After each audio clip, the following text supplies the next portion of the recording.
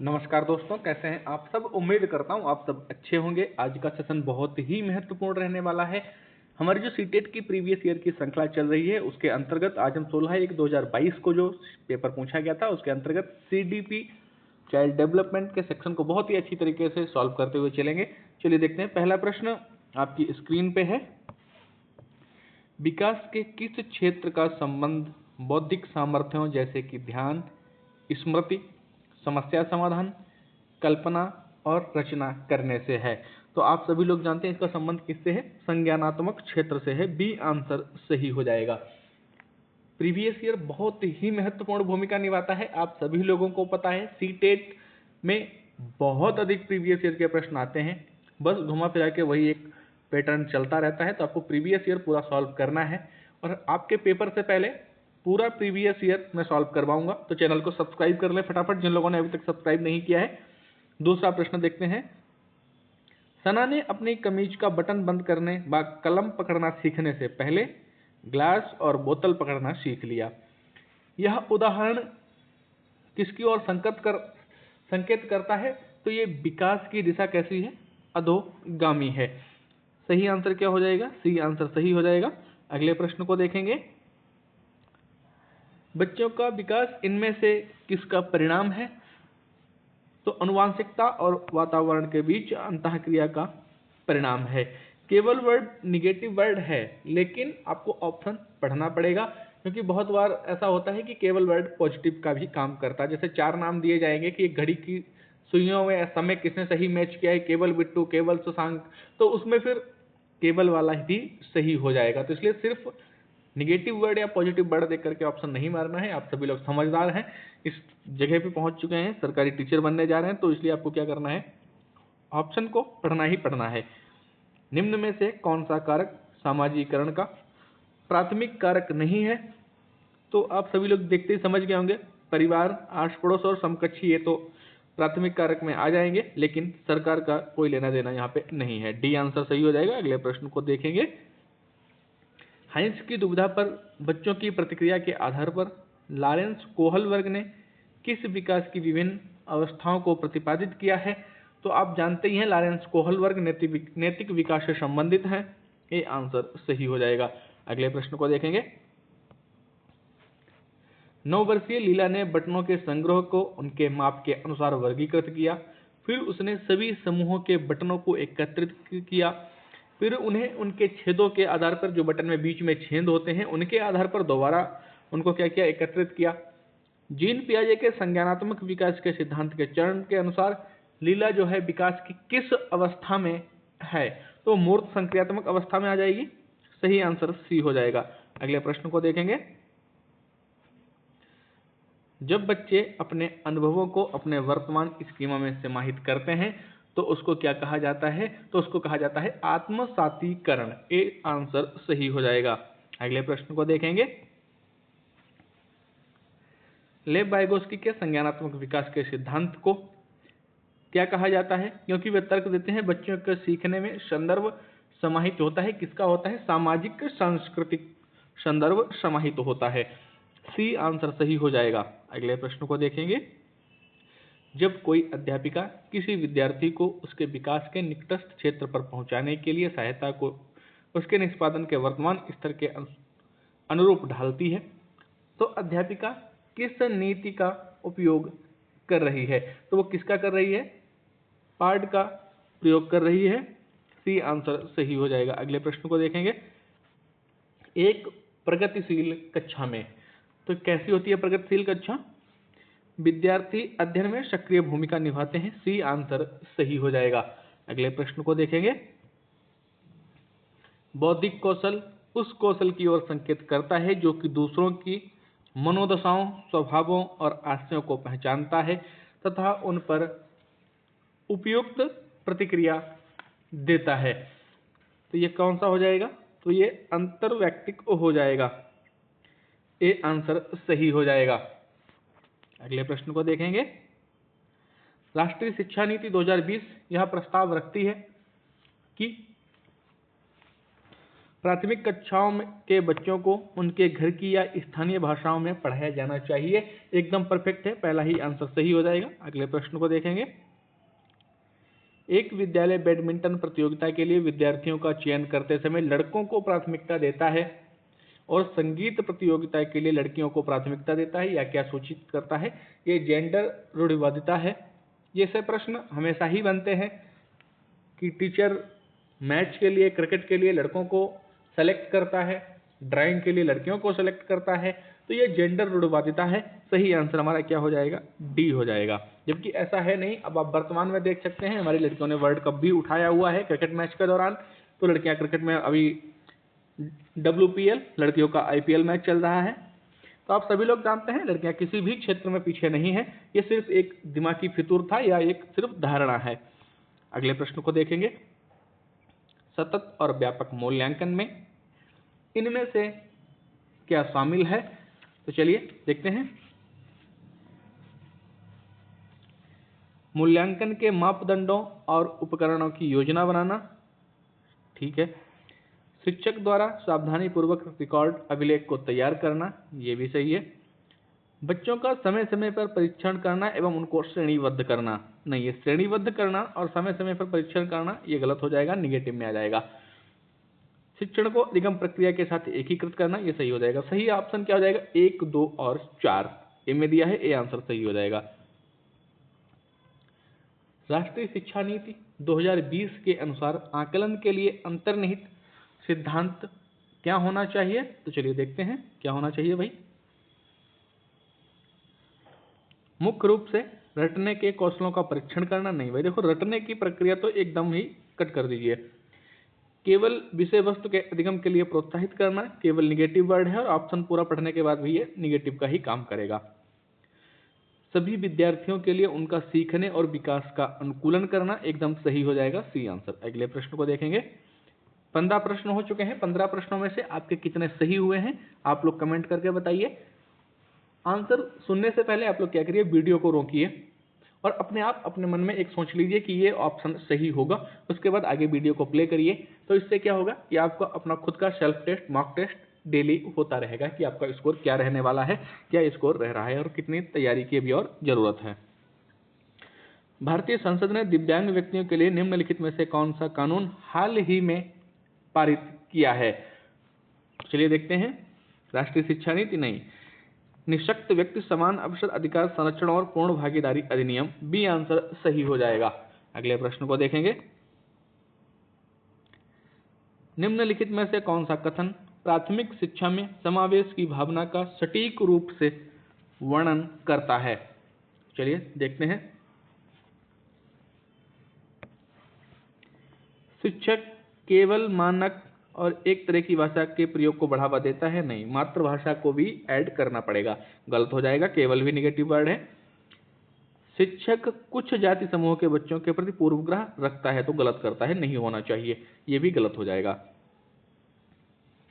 शिक्षक को विशेष शैक्षिक आवश्यकताओं वाले बच्चों से कोई अपेक्षा नहीं होती है, तो ऐसा नहीं है, अपेक्षा पूरी होती है, ये भी गलत हो जाएगा। शिक्षक सांस्कृतिक रूप से उत्तरदायी शिक्षा शास्त्र का प्रयोग करता है एवं करती है, एकदम सही हो जाएगा, डी आंसर। अगले प्रश्न को देखेंगे। निम्नलिखित में से कौन सी विशेषताओं का समूह प्रतिभाशाली छात्राओं को या छात्रों को परिभाषित करता है? तो देखेंगे कौन सा प्रतिभाशाली छात्रों को परिभाषित करता है। शीघ्रता से सीखते हैं और उसे याद रखते हैं, सही बात है, बहुत अच्छी बात है। सतर्क हैं और तुरंत उत्तर देते हैं, बारीकी से अवलोकन करते हैं, ये भी सही है। तुरंत के साथ बेहतर प्रदर्शन करते हैं, ये भी सही हो जाएगा, तीनों सही हो जाएंगे, सी आंसर सही हो जाएगा, 1, 2 और 3। अगले प्रश्न को देखेंगे। निम्नलिखित में से कौन सी शैक्षणिक प्रणाली अत्यधिक दृष्टिवादिता से जूझते हुए विद्यार्थियों के समावेशन हेतु प्रभावशाली नहीं है? बच्चों को देखने में प्रॉब्लम है, कोई भी एक बच्चा है जिसको क्या है, देखने में प्रॉब्लम है, तो उसको पढ़ाने के लिए कौन सी ऐसी विधि है जो इसमें बहुत कम उपयुक्त है या फिर उपयुक्त नहीं है? तो चलिए देखते हैं। प्रत्यक्ष और स्पष्ट रूप से बोलना व पढ़ाना, ठीक है, क्योंकि उनको देखने में प्रॉब्लम है तो सुनने में प्रॉब्लम नहीं है।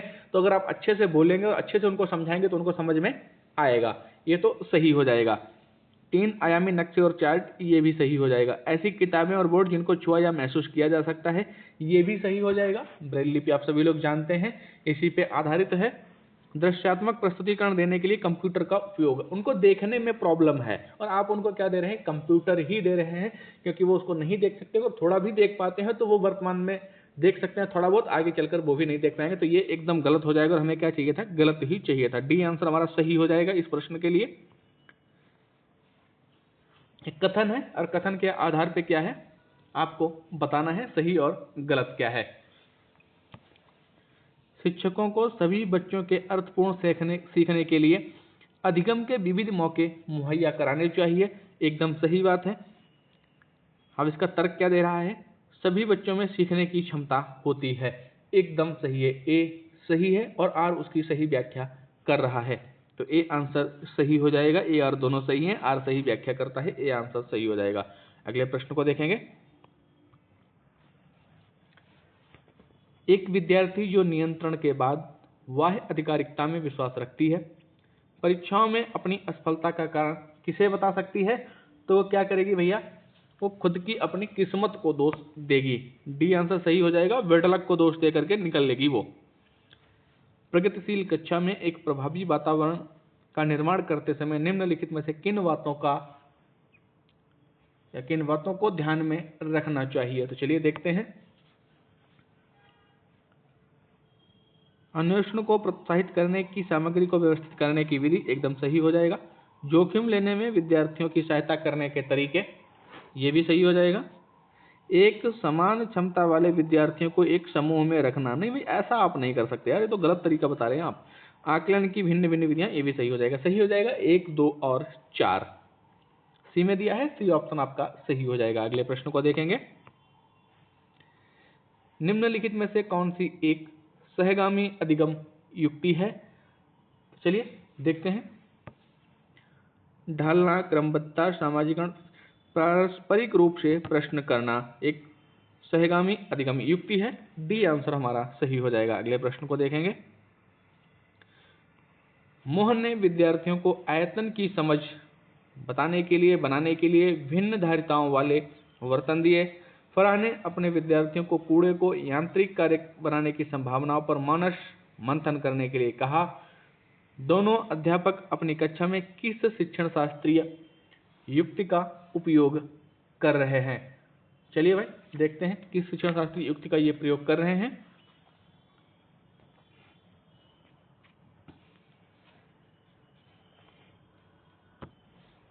तो ये किसका उपयोग कर रहे हैं, सक्रिय अनुकूलन का प्रयोग कर रहे हैं। डी ऑप्शन आपका सही हो जाएगा। अगले प्रश्न को देखेंगे। फिर से कथन है, इसको देखना है। शिक्षा ढांचे में शैक्षिक अवबोध के अतिरिक्त छात्रों के सामाजिक संवेगात्मक आवश्यकताओं पर ध्यान दिया जाना चाहिए, एकदम सही है। अब ये कारण क्या दे रहा है, संज्ञान में संवेग महत्वपूर्ण भूमिका रखते हैं, एकदम परफेक्ट है। क्या है, ए सही है और आर भी सही है और आर उसकी सही व्याख्या कर रहा है। सही आंसर ए हो जाएगा, दोनों सही हैं और आर सही व्याख्या कर रहा है। अगले प्रश्न को देखेंगे। जिन लोगों ने अभी तक चैनल को सब्सक्राइब नहीं किया है, चैनल को सब्सक्राइब कर लीजिए। पूरा प्रीवियस ईयर आपको चैनल पे सॉल्व करवाया जाएगा। सभी सब्जेक्ट 2011 से 2025 तक जो भी पेपर हुए हैं सभी सॉल्व करवाए जाएंगे। चलिए इस प्रश्न को देखेंगे। शैक्षणिक कार्य में बच्चों द्वारा की गई त्रुटियों को समझना चाहिए। निम्न में से क्या समझना चाहिए, केवल ये निगेटिव वर्ड है, आगे ऑप्शन पढ़ना पड़ेगा। विद्यार्थियों की बौद्धिक क्षमताओं का आकलन करने में प्रासंगिक है, नहीं। शिक्षण प्रक्रिया में केवल शिक्षा की दक्षता को पता लगाने के लिए प्रासंगिक है, नहीं, ये भी गलत हो जाएगा। शिक्षण के साथ साथ सीखने की प्रक्रिया को समझने के लिए प्रासंगिक है, ये सही हो जाएगा। शिक्षण या सीखने से संबंधित किसी भी क्षेत्र के लिए प्रासंगिक नहीं है, गलत हो जाएगा। सी आंसर हमारा सही हो जाएगा। निम्न में से समालोचनात्मक चिंतन में क्या शामिल है, चलिए देखते हैं क्या शामिल है और क्या शामिल नहीं है। प्रासंज्ञान शामिल है, विश्लेषण शामिल है और मनन भी शामिल है। तो 1, 2 और 3 तीनों सही हैं, ए आंसर सही हो जाएगा। अनीता जो कि चौथी कक्षा की अध्यापिका हैं, अपनी कक्षा में एक ऐसी स्थिति का सामना कर रही हैं जहां कई विद्यार्थी पढ़ाए जा रहे विषय में उकताहट महसूस कर रहे हैं। इस स्थिति में उसे क्या करना चाहिए? चलिए देखते हैं। इन विद्यार्थियों की अनदेखी करें, नहीं ये गलत हो जाएगा, यहीं से आगे पढ़ने की जरूरत नहीं है, आपको समय भी बचाना पड़ेगा पेपर में। ऐसा नहीं कि जबरदस्ती प्रश्नों को पढ़ने पड़े हैं, ऑप्शन को जबरदस्ती पढ़ रहे हैं, आपको जहां भी लग जाता है ये गलत है वहीं काटो, आगे निकलो जब तक पॉजिटिव ना मिल जाए। अगर चारों में कोई भी पॉजिटिव नहीं लगता है फिर आपको गहराई से चारों ऑप्शन पढ़ने पड़ेंगे कि कहाँ पे मैं पढ़ने में गलती कर रहा हूँ। ये सभी के साथ हो जाता है। इन विद्यार्थियों को दंडित करें और इसकी सूचना उनके माता पिता को दें। ये भी गलत हो जाएगा कि अध्यापक होने के नाते आपको क्या करना पड़ेगा, अपने पढ़ाने के तरीके पे चेंजेस करने पड़ेंगे कि मैं ऐसा क्या पढ़ा रहा हूँ जिससे, क्योंकि रुचिपूर्ण सब्जेक्ट पढ़ाना पड़ेगा कि जिसमें बच्चे रुचि ले रहे हैं उस तरीके से आपको पढ़ाना पड़ेगा। पाठ के विषय वस्तु और पढ़ाने के तरीके पर पुनः चिंतन करें, एकदम सटीक आंसर हो जाएगा, सी आंसर सही हो जाएगा। मान लें कि ये विद्यार्थी सीखने के लिए सक्षम नहीं है, ऐसा नहीं कह सकते आप, ये गलत हो जाएगा, सी आंसर सही हो जाएगा। किसी अध्यापक को अपने विद्यार्थियों को किसी कार्य के लिए आंतरिक रूप से प्रेरित करने के लिए क्या कहकर प्रोत्साहित करना चाहिए? चलिए देखते हैं भाई। जो विद्यार्थी सबसे पहले कार्य खत्म कर लेंगे उन्हें 5 सितारे मिलेंगे, नहीं ऐसा नहीं करना भाई। प्रोत्साहित कर रहे हैं, जो नहीं काम कर पाएंगे जल्दी तो वो क्या हो जाएंगे, वो तो हतोत्साहित हो जाएंगे। मैं देखती हूँ कि कौन प्रथम आता है, कौन सबसे अधिक स्मार्ट है, नहीं इसमें बच्चों में क्या हो जाएगा, भेदभाव की भावना बढ़ जाएगी। इस पर काम करना कितना मजेदार है, चलो देखते हैं कि हम इस गतिविधि में क्या क्या सीख सकते हैं। एकदम सही हो जाएगा, सभी बच्चों को साथ में लेकर के सिखाना है, बच्चों में भेदभाव नहीं होने देना है कि एक ही स्मार्ट है बच्चा, एक ही पढ़ने में अच्छा, शेष नहीं है तो शेष क्या है वो निगेटिव में और चले जाएंगे। तो सही आंसर क्या हो जाएगा, सी। अगले प्रश्न को देखेंगे। सीखने की गति है तो कैसी है?